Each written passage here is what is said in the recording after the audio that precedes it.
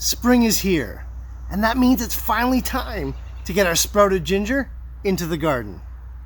During the winter, we carefully selected young, fresh ginger tubers from the grocery store, placed them on heat and moisture, and they quickly sprouted, both roots and shoots. We took our growing ginger rhizomes, potted them up, and kept them indoors until weather permitted. Well, now the weather is permitting, so let's get these guys into our spring garden.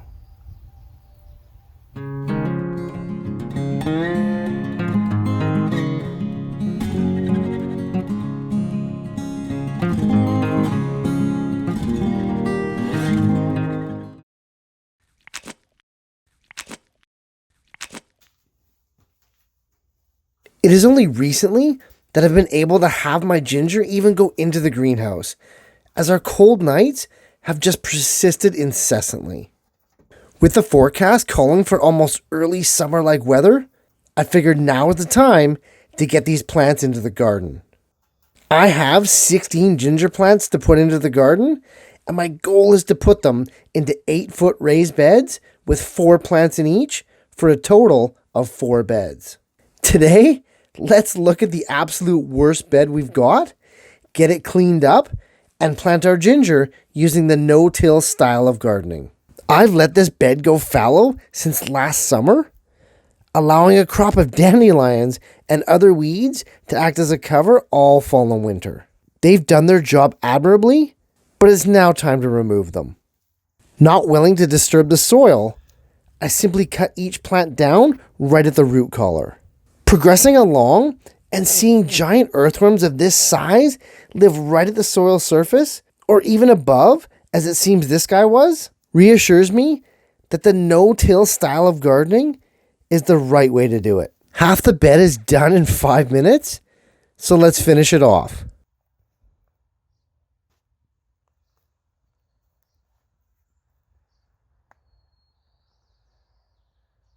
A quick trim of the grass on the outside is in order to keep more weeds in check, as my pathways were laid about 4 years ago and are due for another batch of wood chips soon.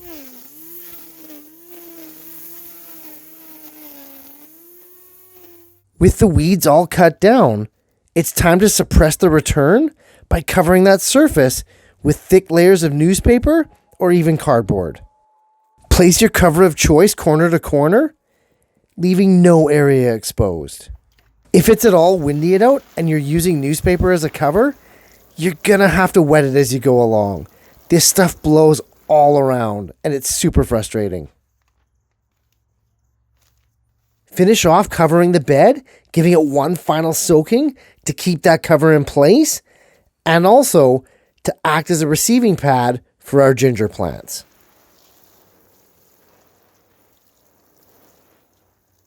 If you can, try to tuck that newspaper into the edges of the bed, as that's where weeds will typically try to sprout up.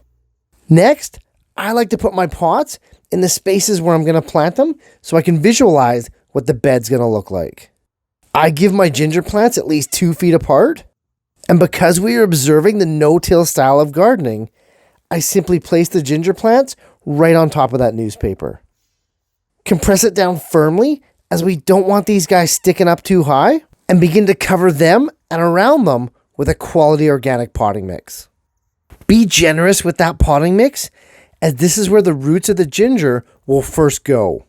It'll take a couple weeks for that newspaper to break down, and roots always follow the path of least resistance.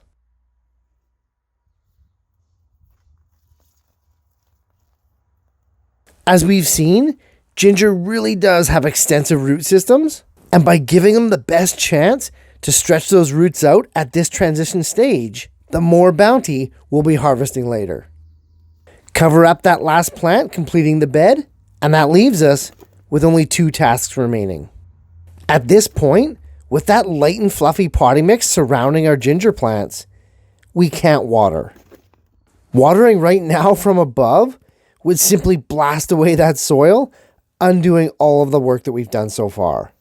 We're going to have to mulch first. A heavy mulch will not only tuck those plants in nicely, it will also buffer extreme temperatures, but more importantly, allow us to water and prevent moisture loss for that top layer. And that's huge during this crucial step of transition for these young plants. Do not skip this step, as it is of utmost importance. You can use any organic mulch. Ginger isn't too picky. This time around for my ginger, I'm simply just using up the last of my winter straw. It's reliable and I know it works. Cover the bed with your mulch nice and thick, at least 1 inch deep, preferably 2. Finally, we can give these beds a good soaking from above, which is good because you'll find that ginger is a heavy drinker.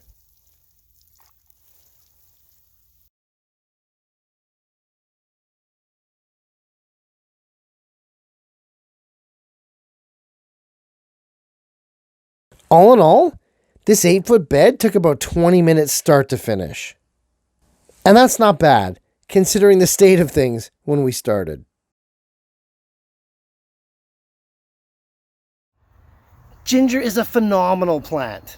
The fact that we can root it, sprout it, and grow it from existing rhizomes makes me adore it that much more. If you're gardening on a budget, or if you're looking for a fun project to try with things you probably already have around the house, you'd be hard-pressed to find a more interesting endeavor than growing your own ginger.